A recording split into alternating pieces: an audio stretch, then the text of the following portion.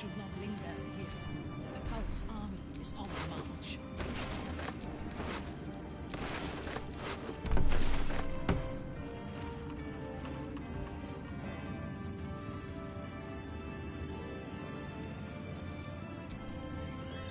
You have defeated Ketheric Thorm.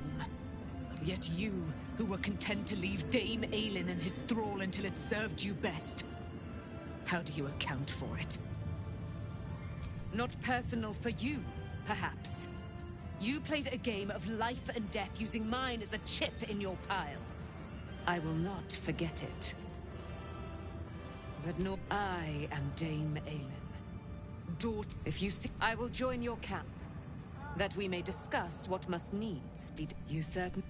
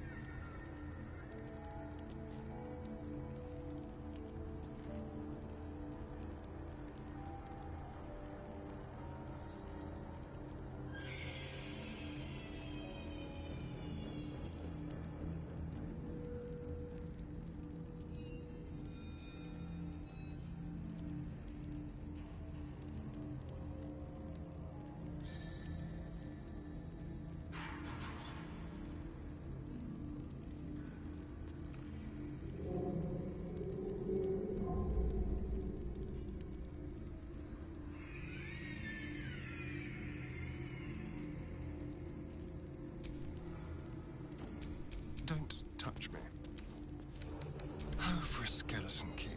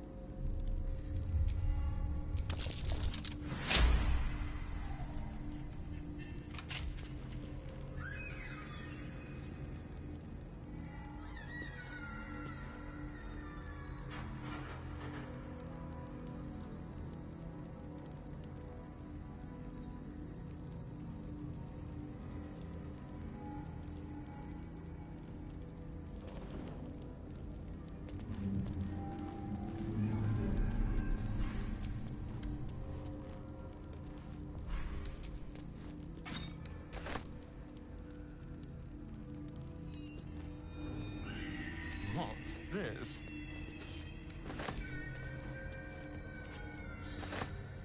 How about this?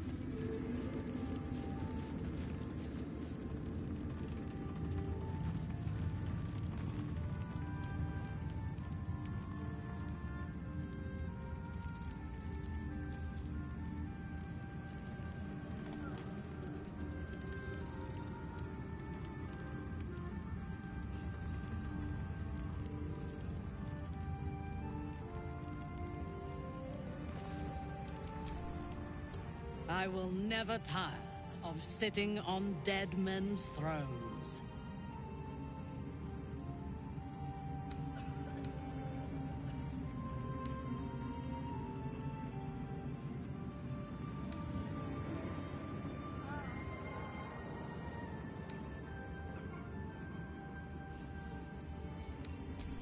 My blood ran hot when we broke Ketheric's bones together. But we have greater challenges ahead of us. It is clear now that he was not working alone. During my time in the cult, I came to know one of his co-conspirators all too well. Baal's bloodletter. Orin. To think, I thought her to be speaking for the Absolute. I worshipped that woman.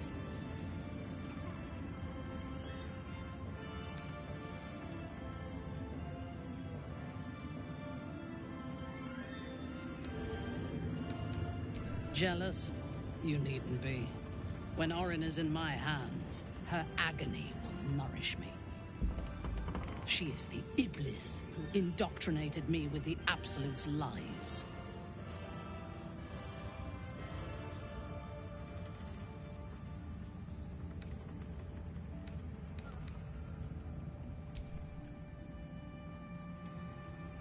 She is fierce, vicious, and cruel.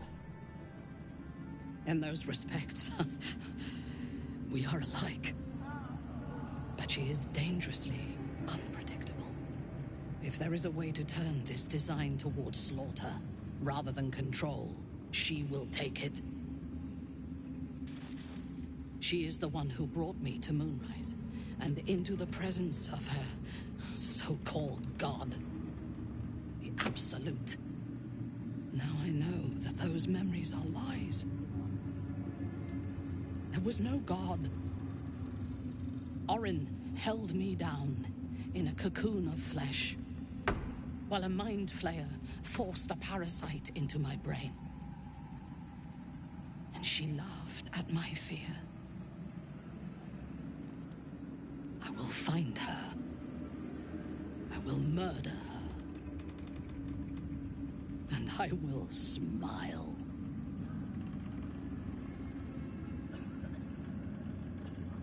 It is as if you read my mind. Perhaps you did. In killing Ketheric, we fractured the cult's leadership. When we break the other Chosen and claim their Netherstones, we can take control.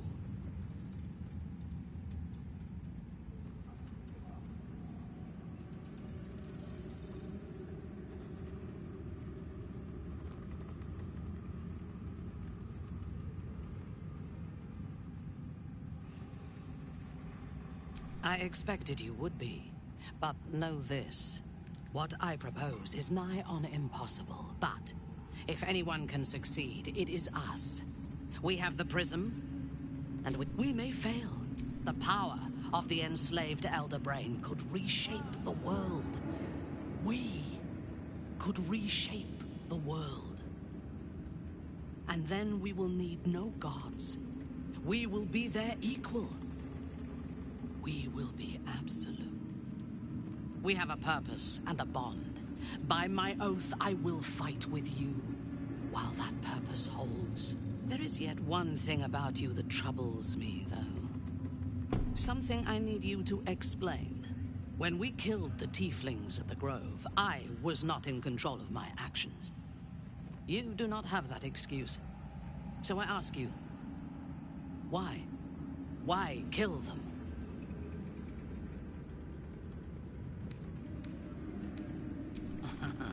I'm flattered. Will you be bringing dead rats and birds to my tent, now that we share a camp? I jest, but it is as good a reason as any. I have done much more foolish things to win the respect of far inferior people. I am satisfied. Now, I am...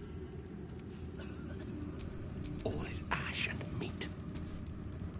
I will never tire of sitting on dead men's thrones. It is clear now. During to think, I thought she... When I... Oh, now, I will find her. I will murder her. In killing Ketheric, we fractured the... We may affect the power, and then we have a... There is yet... When we killed the tieflings at the grove, I am... Now...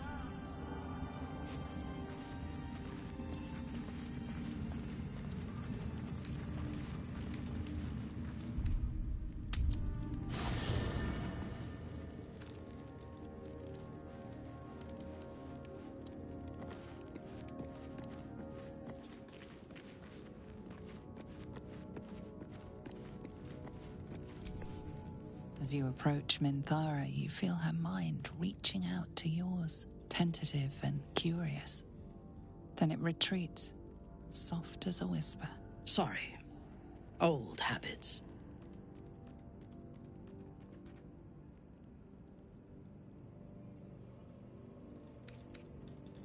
A feeling. When we first met, before moonrise, I intruded on your thoughts without hesitation and took what I needed from your memories. I would not do that again, unless I had reason to think you were hiding something from me. And I do not. I did not think we would ever share anything more than an uneasy alliance, born of our mutual enmity for the Absolute. I was wrong. A deeper bond has grown between us. I trust you. But I would like to touch your thoughts again. Now that my mind is my own. May I?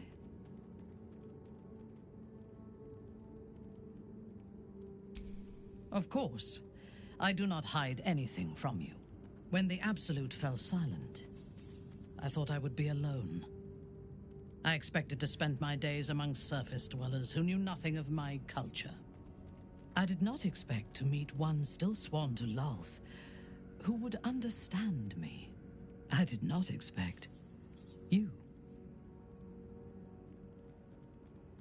I have been told that I am special since my mother first held me in her arms. The burden of expectation.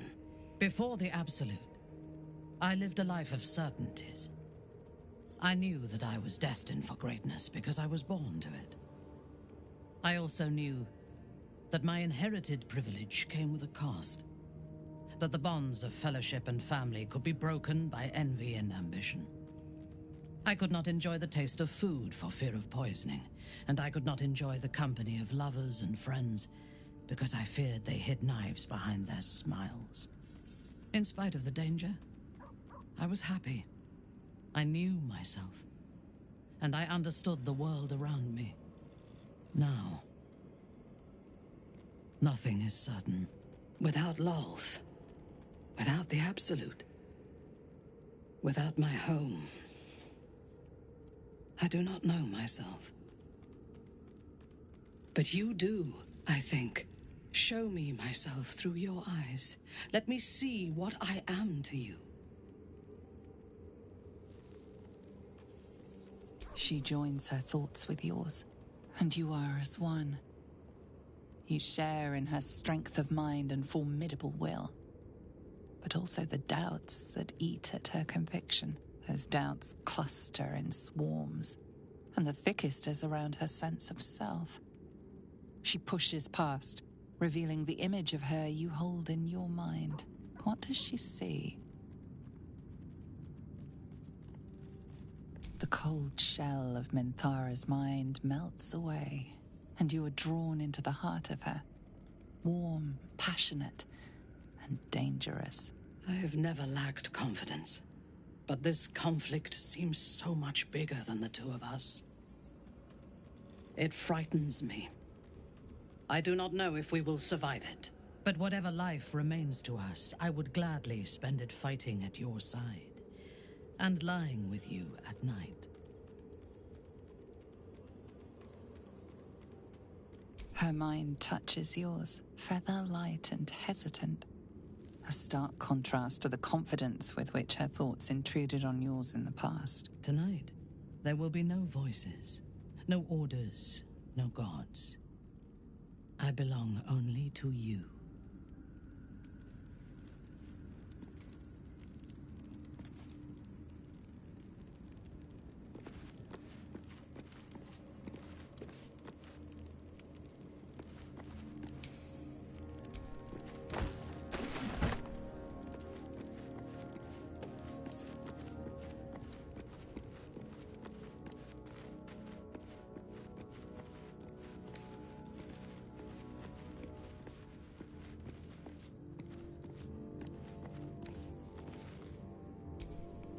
There you are. I have awaited your arrival with great anticipation. Come closer.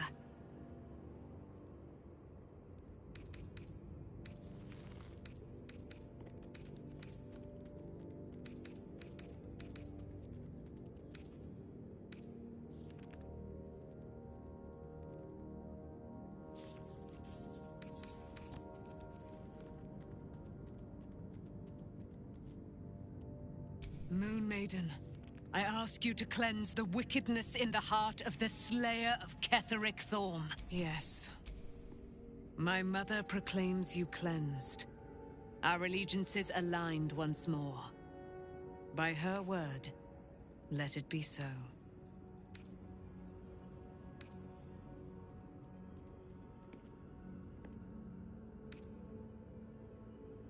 Gold can buy you baubles. A prayer to the Moon Maiden buys you eternity.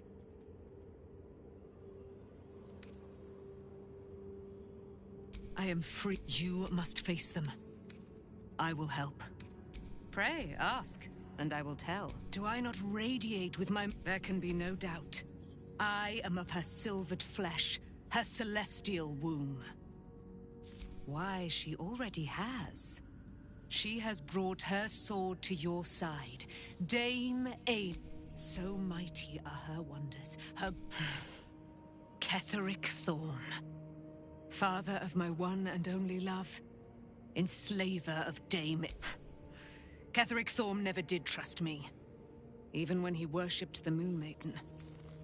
He was threatened by my love for Isabel. When she died. Curse the day. The hour.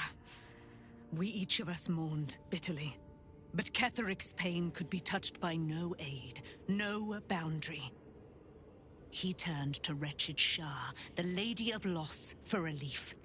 And she whispered into his ear, poisoning his mind.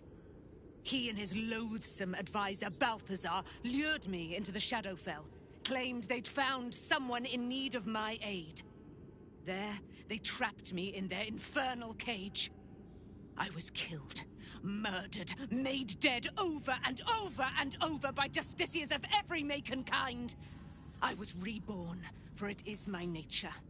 And Ketheric fed upon my immortality all the while. But lo, the brute is dead, and we live!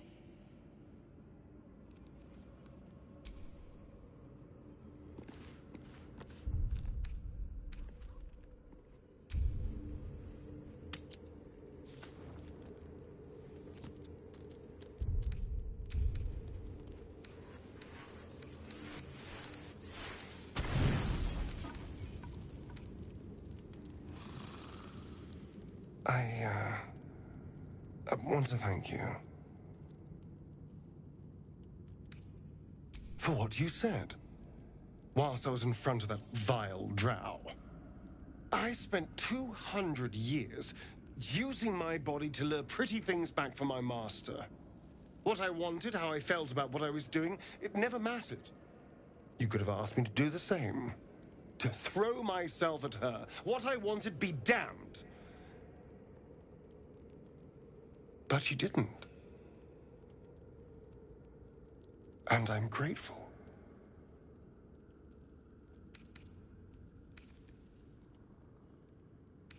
It's been so long since I've had to make these decisions for myself. I won't lie, it's a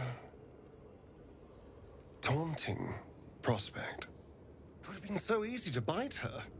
To just go along with what I was being told to do.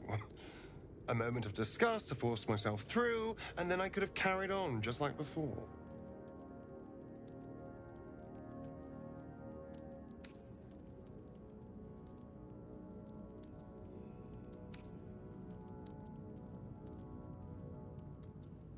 It's easy, the entire and every. You may, but I'm more than that.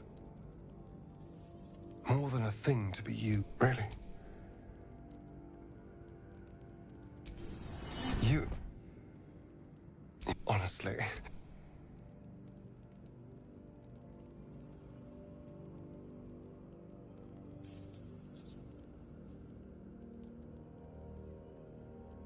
But I know that this is nice.